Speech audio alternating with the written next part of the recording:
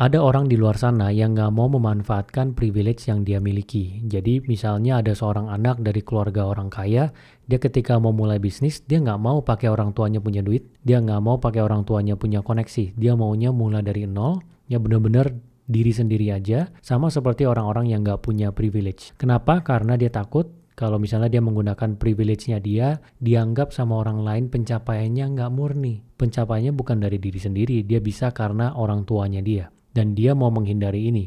Menurut saya ini seperti terjebak di dalam egonya dia sendiri ya. Dan ini adalah hal yang bodoh. Seharusnya kita memanfaatkan apa yang kita miliki. Kita maksimalkan kita punya privilege. Karena dunia ini nggak adil. Kalau kita lihat di sekolah, memang terlihatnya sepertinya adil. Semua mulai di titik yang sama, dikasih materi pelajaran yang sama, waktu pengerjaan ulangan yang sama, dan nggak boleh ada yang nyontek. Tapi di dunia nyata, semua mulai di titik yang berbeda. Ada orang yang lahir di keluarga kaya, uangnya banyak. Ada orang lahir di keluarga yang koneksinya sangat luas, mau ngapa-ngapain secara karir gampang banget. Ada orang yang lahir di keluarga yang sangat terkenal, yang sangat dihormati oleh banyak orang.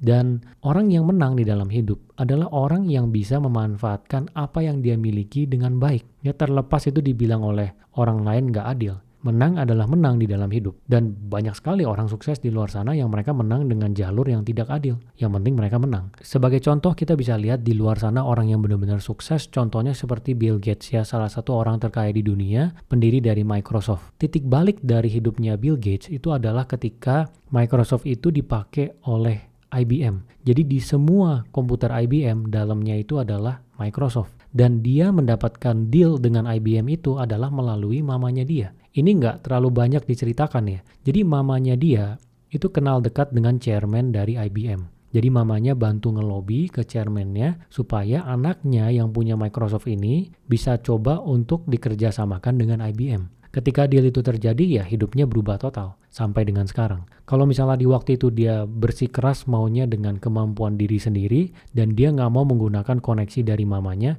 maka mungkin Bill Gates sekarang bukan salah satu orang terkaya di dunia. Contohnya lagi misalnya seperti Jeff Bezos, pendiri dari Amazon. Pada saat dia mendirikan Amazon di tahun 90-an, dia mencari pendanaan, dia dapat pendanaannya dari keluarganya dia, termasuk orang tuanya dia. Dan itu total 200 ribuan dolar. Nah di saat itu kalau misalnya dia idealis, dia bilang nggak mau dari orang tua deh, carinya di luar. Belum tentu dia dapat uang yang cukup. Mungkin dia butuh waktu lebih lama untuk mendapatkan uang untuk dia memulai Amazon. Nah jadi momentumnya mungkin kelewat. Jadi ini semua kalau misalnya kita lihat kan sebenarnya nggak adil. Tapi ya mereka menggunakan cara itu. Si Bill Gates menggunakan dia punya koneksi dari mamanya untuk dapat deal Microsoft dengan IBM. Jeff Bezos juga menggunakan privilege di mana orang tuanya punya duit. Ya dia pakai duit dari orang tuanya untuk mulai bisnisnya di awal-awal Amazon berdiri. Nah sekarang saya akan menggali contoh yang lebih umum ya. Contohnya misalnya ada satu orang cewek yang cakep banget dan dia bilang dia susah dapat kerjaan di bank. Dia pengen dapat kerja di bank. Sebenarnya dengan tahu bahwa cewek ini cakep,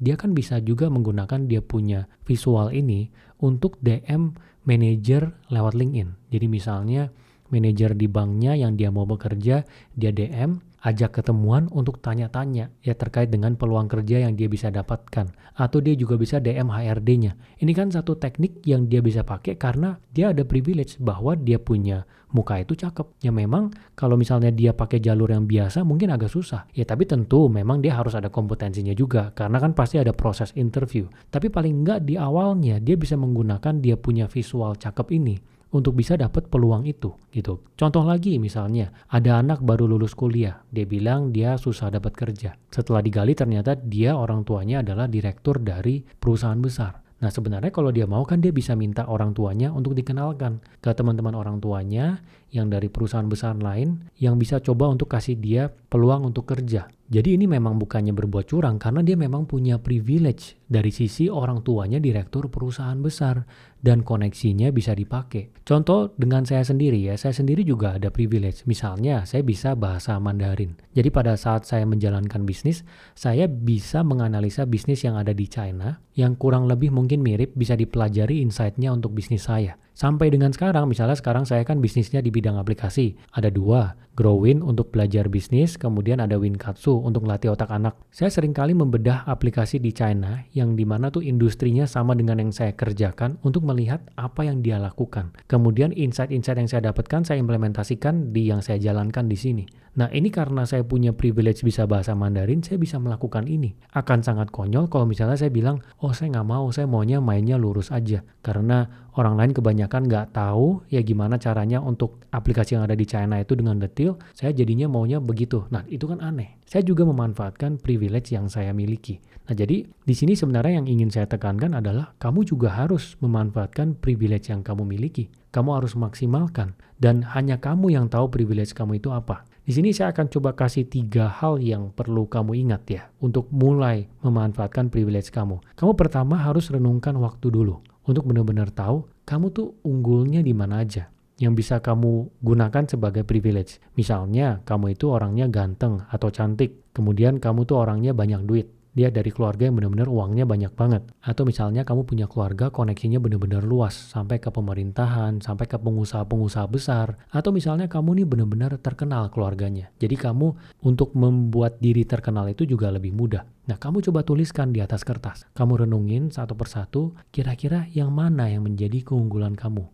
Privilege-nya kamu yang bisa kamu gunakan. Ini memang harus kamu tulis supaya lebih kelihatan karena ini di dalam proses merenung ya. Tapi nanti tentunya kamu akan hafal dengan sendiri. Nah kemudian yang kedua adalah kamu pikirkan caranya gimana supaya kamu bisa pakai privilege ini untuk mencapai tujuannya kamu. Misalnya kamu adalah seorang influencer yang terkenal, berarti kamu bisa pakai untuk apa? Misalnya kamu pengen cari karyawan, kamu pengen survei bisnis, kamu bisa lakukan semuanya di sosial media. Saya pernah ketemu dengan satu orang influencer yang dia bilang, dia kalau misalnya mau merekrut orang, dia tetap pakai platform kerja, dia nggak mau pakai dia punya sosial media buat ngerekrut orang. Ya padahal kan dia bisa dengan mudah pakai dia punya sosial media untuk rekrut orang. Dia ngomong aja dia punya karyawan seperti apa, ya kriterianya, dia post videonya, terus dia taruh linknya, Google Form misalnya, nanti orang tinggal isi di sana. Nggak usah keluar duit. Dia bisa pakai dia punya privilege, tapi anehnya dia bilang dia maunya pakai platform kerja, karena aneh kalau misalnya dia pakai dia punya privilege itu buat cari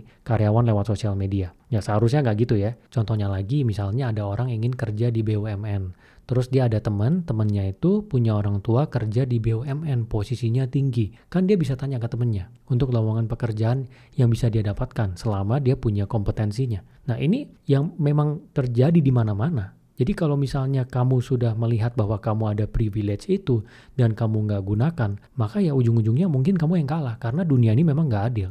Banyak orang yang mengambil jalur nggak adil. Contohnya lagi, misalnya ada orang terlahir di keluarga pebisnis yang sangat kaya raya. Dia pengen mulai bisnis, ya dia bisa minta pendanaan ke orang tuanya. Kalau misalnya gagal, dia bisa ngulang lagi. Toh memang orang tuanya benar-benar kaya raya, ya justru itu harus dimanfaatkan. Kalau misalnya nggak dimanfaatkan, ya diri sendiri yang dirugikan, padahal jelas-jelas di depan mata bisa dipakai. Jadi kamu coba renungkan, kamu punya privilege ini, itu bisa dipakai di sisi mana nih untuk mencapai tujuannya kamu.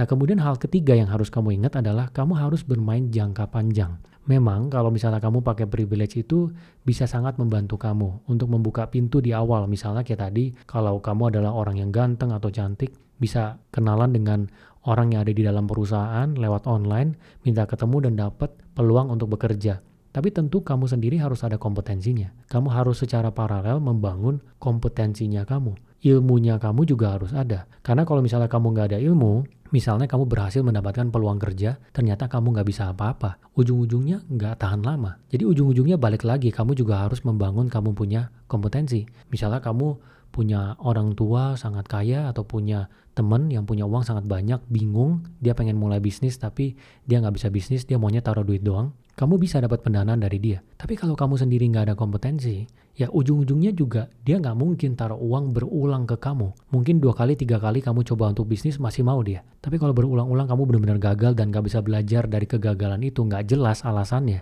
dia juga nggak bakal taruh lagi. Jadi kamu benar-benar harus bangun kompetensinya kamu. Nah jadi kira-kira inti yang ingin saya sampaikan di sini adalah kamu harus tahu privilege yang kamu miliki itu apa, bentuknya seperti apa, dan ketika kamu ada goal yang ingin dicapai, pakai privilege itu dengan semaksimal mungkin. Ya kamu catat baik-baik dan implementasikan di dalam hidup kamu. Karena kalau kamu cuma dengerin doang video ini, gak akan ada yang berubah dalam hidup kamu. Semoga berguna ya.